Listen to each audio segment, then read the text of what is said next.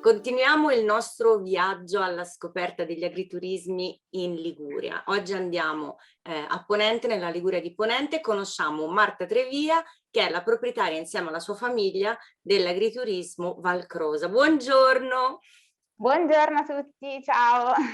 come stai? Bene, bene, grazie. Grazie Allora, per questo tempo.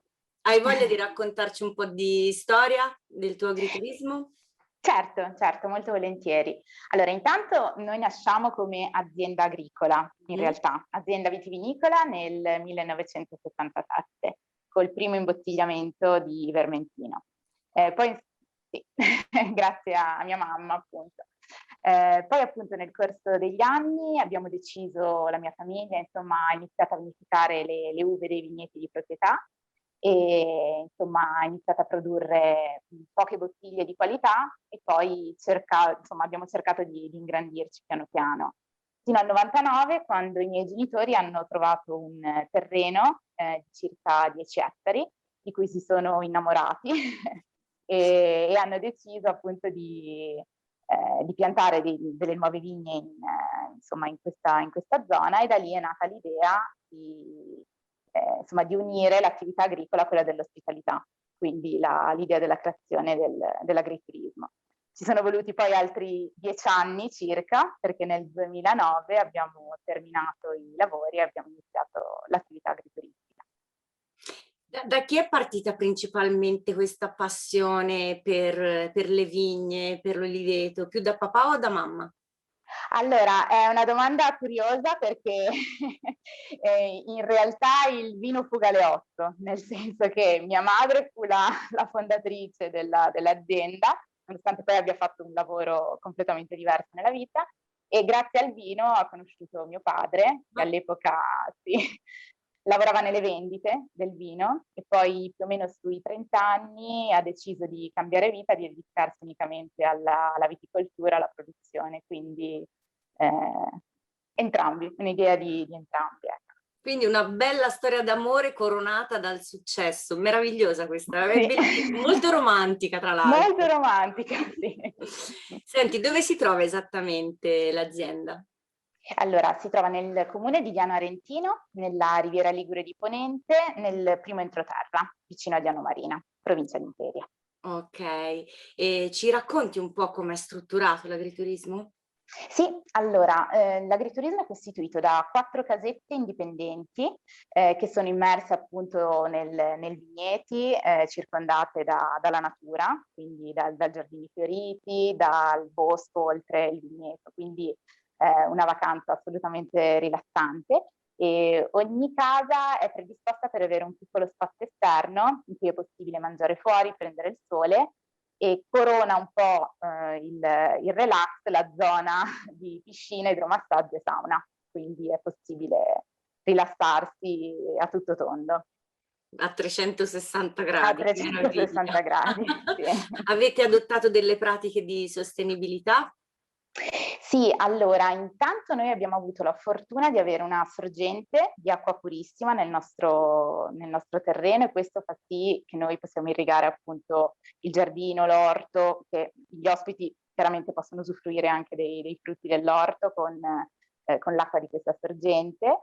Poi una parte diciamo, degli edifici è riscaldato con una caldaia a fansa, che la fansa è appunto il nocciolo dell'olivo frantumato, quindi una metodologia più sostenibile, quindi di Certo. riscaldamento, e l'azienda è in conversione biologica, quindi per tutto quello che riguarda le lavorazioni del terreno, la coltivazione insomma delle piante, siamo in una direzione appunto bio e assolutamente rispettosa. Meraviglioso. Adesso fammi entrare un po' nel vivo delle vostre coltivazioni e delle vostre produzioni. Sì, allora, come ti dicevo, siamo nati appunto come azienda vitivinicola e la produzione prevalentemente è incentrata sui 2 vini bianchi che sono un po' gli ambasciatori del nostro territorio, il Vermentino, che nel comune di Viano Castello peraltro è molto famoso perché ancora oggi c'è una rassegna nazionale, Premio Vermentino, che si svolge tutti gli anni, e poi abbiamo il Pigato, che è un altro, insomma, varietà importante del Ponente Ligure. E poi invece dalla voglia di sperimentare qualcosa di diverso sono nati il vino rosato a base di uve granaccia, che è una dedica alla mia nonna, perché ha un'etichetta molto particolare. Mia nonna era modellista e quindi insomma, è un vino un po' dedicato alle donne in generale. Che bello. E poi un vino rosso che è un taglio di Grenache Syrah. E poi ci siamo sentiti al telefono e mi l'olio. raccontavi che fate anche delle degustazioni, offrite delle degustazioni. Sì, esattamente. Diciamo che sia a disposizione dei nostri ospiti che diciamo anche per persone al di fuori, una volta alla settimana con la bella stagione organizziamo questa degustazione che io definisco una degustazione a 5 sensi, perché coinvolge appunto tutti i sensi, non solo l'olfatto e il gusto come una normale degustazione, ma la vista perché si va comunque a fare una passeggiata nei vigneti, il tatto perché è possibile andare a toccare le varie parti della vite in base alla fase fenologica, e l'udito perché disponiamo di un piccolo dispositivo che traduce le vibrazioni delle piante in suono. Ma non dirmelo. Sì, quindi è un'esperienza insomma un po' speciale anche per i nostri ospiti, perché noi pensiamo che il mondo vegetale sia muto o comunque non comunichi, e in realtà non è così. Non solo, si producono delle sonorità che sembrano quasi angeliche, incredibile. Esatto. Che meraviglia, complimenti, è bellissimo, deve essere un'esperienza meravigliosa. E al di là delle degustazioni, l'ospite che viene da voi che cosa può fare? O anche vedere, visitare? Sì, allora dunque, gli ospiti se amano il mare, a 5 chilometri ci sono le bellissime spiagge di Diano Marina, se cercano spiagge sabbiose o le spiagge rocciose di Cervo. Poi ci sono dei borghi bellissimi, tra cui Diano Castello, che è diventato uno dei borghi più belli d'Italia, e lo stesso anche Cervo. Poi è possibile visitare dei giardini molto belli, Villa La Pergola ad Alassio o Villa Embori. È immancabile anche percorrere la pista ciclabile che inizia a San Lorenzo ed è proprio lungo la vecchia ferrovia di Smetta, quindi lungo il mare, una bellissima insomma, esperienza.